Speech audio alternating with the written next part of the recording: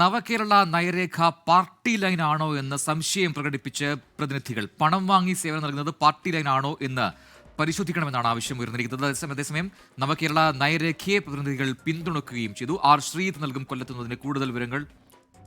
ശ്രീത്തിലേക്ക് അല്പസമയത്തിലേക്കും എത്താം. വളരെ സുപ്രധാനമായ ഒരു വാർത്തയാണ് ഇപ്പോൾ പുറത്തുവരുന്നത്. ഈ നവകേരള നയരേഖ അത് പാർട്ടി ലൈൻ ആണോ എന്ന് ഈ സംസ്ഥാന സമ്മേളനത്തിൽ പങ്കെടുക്കുന്ന പ്രതിനിധികൾ ഒരു സംശയം പ്രകടിപ്പിച്ചിരിക്കുന്നു എന്ന വാർത്ത വരുന്നു.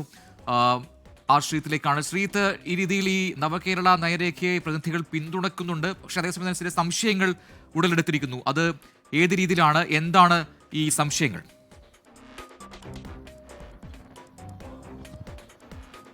നവകേരള രേഖ പാർട്ടി ലൈനിന് അനുകൂലമാണോ, അതിനോട് യോജിക്കുന്നതാണോ എന്ന സംശയമാണ് പ്രതിനിധികൾ പൊതുവെ ഇതുമായി ബന്ധപ്പെട്ട ചർച്ചയിൽ സ്വീകരിക്കുന്ന സമീപനം.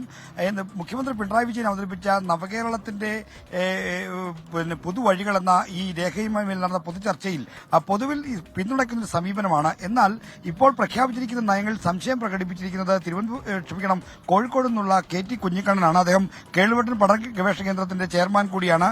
നവകേരള രേഖ പാർട്ടി ലൈനാണോ എന്നാണ്.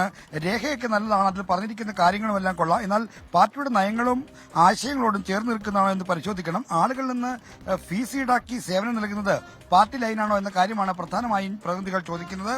വികസന രേഖയിൽ ഇത്തരം സംശയം പ്രധാനമായും പ്രകടിപ്പിച്ചിരിക്കുന്നത് കോഴിക്കോട് നിന്നുള്ള പ്രതിനിധി KT കുഞ്ഞിക്കണ്ണനാണ്. മറ്റ് ജില്ലകളിൽ നിന്ന് പങ്കെടുത്ത പ്രതിനിധികളും ഈ ഫീസ് ഈടാക്കുന്ന കാര്യത്തിൽ ജനങ്ങൾക്കിടയിൽ വലിയ തോതിൽ തെറ്റിദ്ധാരണ ഉണ്ടാകാൻ ഇടയുണ്ട്. കാരണം മാധ്യമ വാർത്തകളൊക്കെ ഇപ്പോൾ സാമ്പത്തിക നില അനുസരിച്ച് ഫീസ് ഈടാക്കുമെന്നാണ് പറയുന്നത്. അതെങ്ങനെയാണ് പ്രായോഗികമായി വരുന്നത്, അതെന്താണ് കാര്യങ്ങൾ സ്വീകരിക്കാൻ പോകുന്ന നടപടികൾ എന്ന കാര്യത്തിൽ വ്യക്തത വേണം എന്നാണ് പ്രതിനിധികൾ പൊതുവിൽ ചൂണ്ടിക്കാണിക്കുന്നത്. എന്നാൽ മുഖ്യമന്ത്രി പിണറായി വിജയൻ അവതരിപ്പിച്ച ഈ നവകേരള രേഖയോട് പൊതുവിൽ ആരും എതിർപ്പ് പ്രകടിപ്പിക്കുന്നില്ല എന്നാണ് ഉച്ചവരെയുള്ള ചർച്ചയിൽ നിന്ന് നമുക്ക് ലഭിക്കുന്ന വിവരം.